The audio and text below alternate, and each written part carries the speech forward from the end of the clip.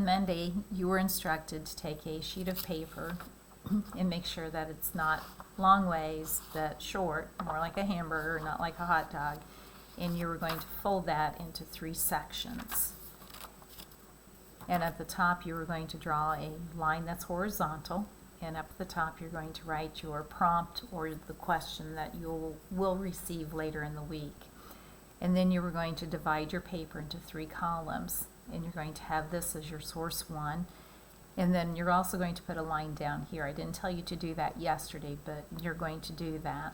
And then we're going to use that bottom part for something later on, which I will explain within the next few days. What I want to show you is, in looking at the elves and the shoemaker, I want to show you how you can take notes on this. So I've read through the entire article, and I'm only going to show you some things on the first page only. So in reading the first paragraph, it talks about how the shoemaker was honest, but he was very poor. He worked as hard as he could, still not earn enough. So not earn enough and poor. So these words are related, so they connect to each other. At last there came a day when he had nothing, again that connects to being poor, left but one piece of leather, big enough to make 1 pair of shoes. He cut out the shoes, so we keep seeing shoes, ready to stitch. He left them on the bench. Then he said his prayers, went to bed, trusting that he could finish the shoes the next day and sell them. So here we have shoes 3 times in 1 paragraph. Continues on in this paragraph and the next. So this is paragraph 2 and this is 3. But I want you to go ahead down to the bottom of the page. And down at the bottom of the page, we come to the word prosperous. Here it tells us that prosperous is an adjective having success and wealth.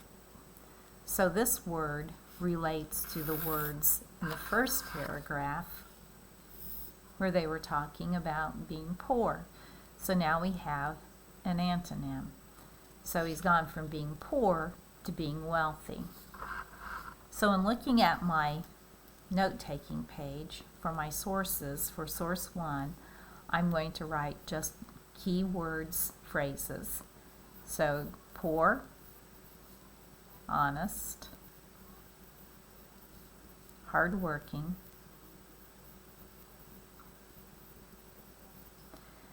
but then in paragraph 2, 2 shoes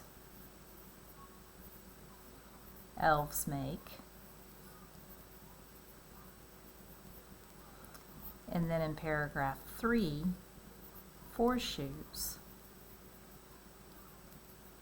elves make.